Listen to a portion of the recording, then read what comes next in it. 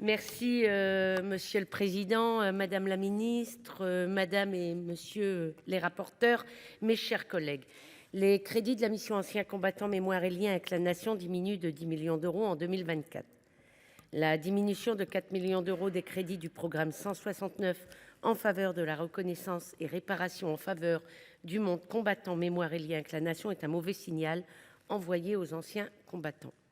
La réduction naturelle du nombre d'anciens combattants et de victimes de guerre ne doit pas justifier une baisse des moyens pour les anciens combattants. La réduction du nombre de pensionnés dans un contexte d'inflation devrait permettre de revoir le mode de calcul de la pension militaire d'invalidité et des allocations de reconnaissance du combattant afin d'améliorer la situation des anciens combattants. Contrairement aux idées reçues, les soldats sont majoritairement issus des milieux populaires et vivent aujourd'hui très modestement. Je le dis avec gravité, il faut entendre leur colère lorsqu'ils parlent d'aumône et qu'ils qualifient de ridicule l'augmentation du point PMI proposée dans le budget.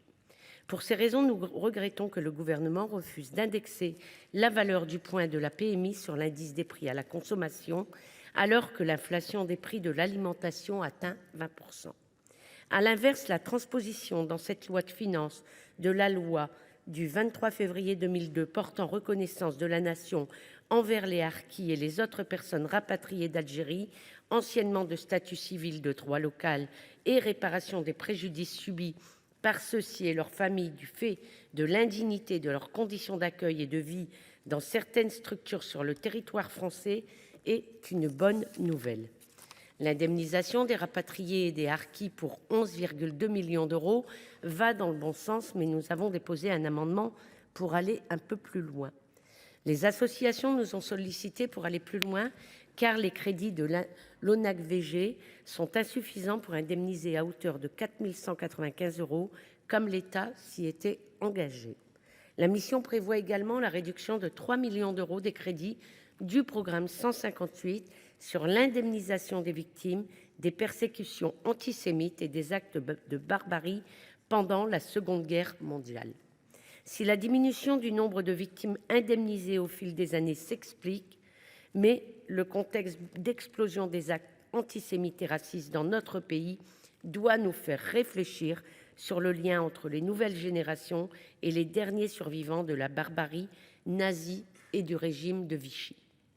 Enfin, concernant les crédits du programme 169 sur la politique de mémoire, en 2024, les crédits progressent de 87% par rapport à l'an dernier, portés par l'organisation des cérémonies en mémoire des 80 ans des débarquements et de la libération.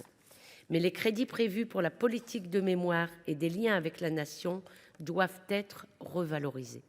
Les manifestations des nervis de l'extrême droite dans nos rues pour en découdre physiquement nous rappellent les heures les plus sombres de notre histoire. La lutte contre le fascisme repose sur la transmission de la mémoire des conflits et des conséquences de l'idéologie d'extrême droite. Il est indispensable de mener une véritable politique de mémoire à l'intention de notre jeunesse pour rappeler la réalité de la guerre et de l'antisémitisme. En conclusion, face à l'insuffisante prise en considération des anciens combattants, le groupe CRCE-K votera contre les crédits de la mission pour 2024. Je vous remercie.